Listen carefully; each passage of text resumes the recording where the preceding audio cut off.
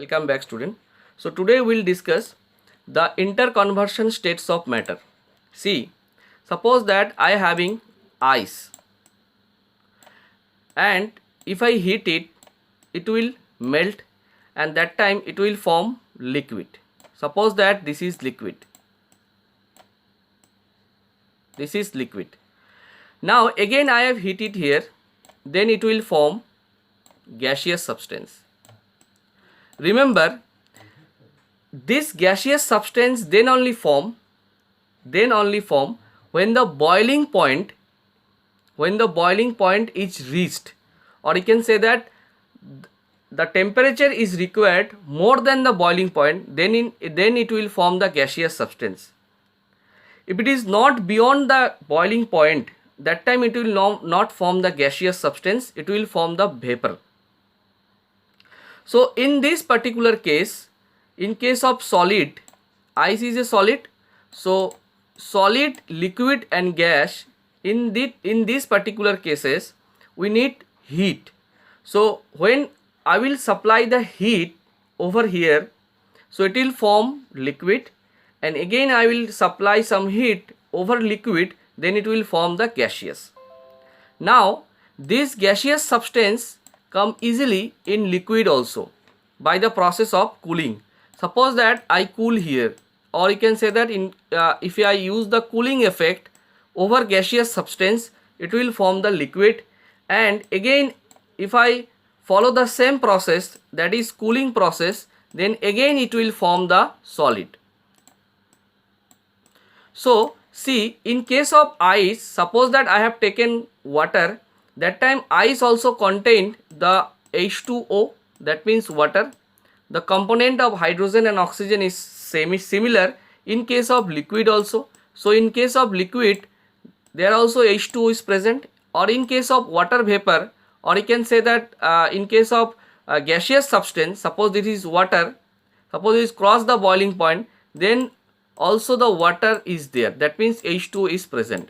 So all the time the component is fixed, H2O, H2O and H2O, the component is not changed. Again, in case of gaseous to liquid, the process of this cooling, also the water is present, that means H2O is present, that means hydrogen and oxygen is present. Again in liquid to solid, in this case also the H2 is present, that means 2 hydrogen and 1 oxygen is present.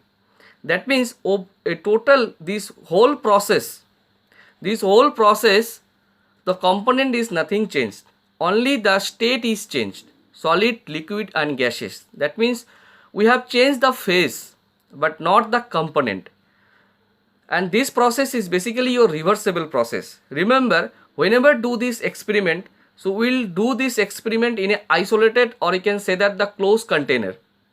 So that time the no component will escape out from that particular container, isn't it? So now we'll discuss the various process which is included in this whole interconversion.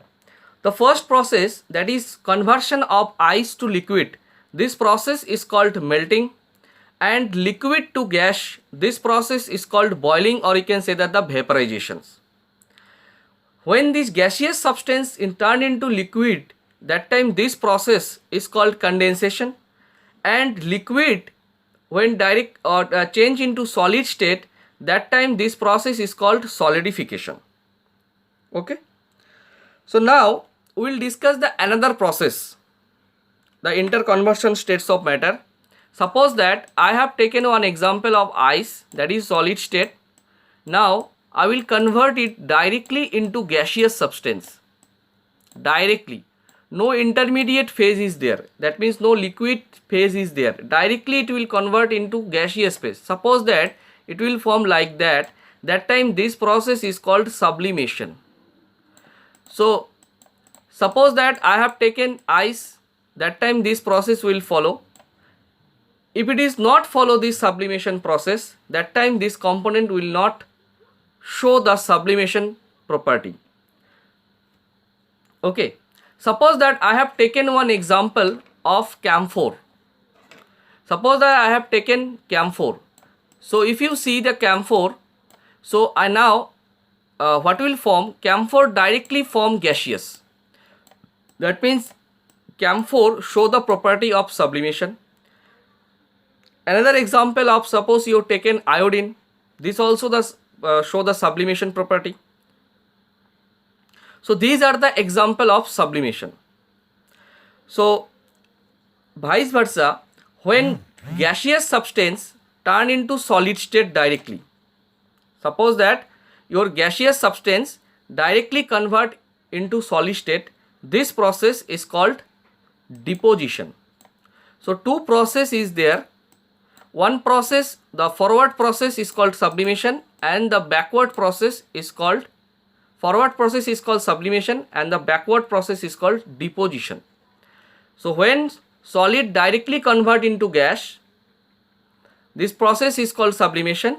When the gaseous substance is directly convert into solid, so this process is called your deposition.